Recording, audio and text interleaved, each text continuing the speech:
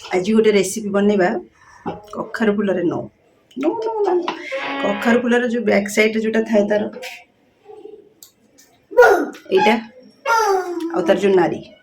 सेटा बनवा रेसिपी मुझे जानी किए बनाती न बनाती कि आम घर यहाँ कंपलसरी कखार फुल हम माने एटार रेसिपी निश्चय हम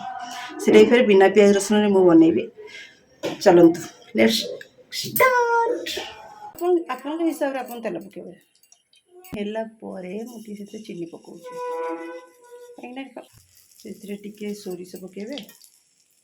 ଦେନ୍ ଟିକେ ଜିରା ଆଳୁ ବାଇଗଣ ଆଉ କଖାରୁ ବି ପକାଇ ପାରିବେ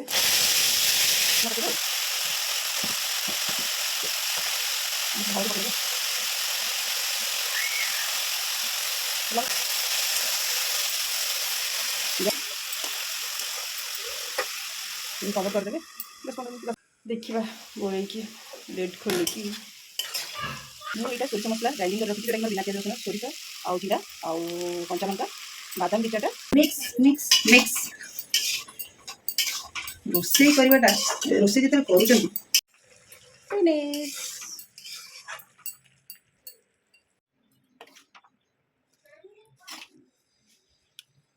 केबे थरे बनई की खातु केमी लागिला मते कहिबे जदि भल लगिला ताले लाइक करिवे जदि भल लागिलानी तो लाइक करिवेनी बहुत टेस्ट लगे बहुत जमती फुल लगुच टेस्ट सेमती भल लगे।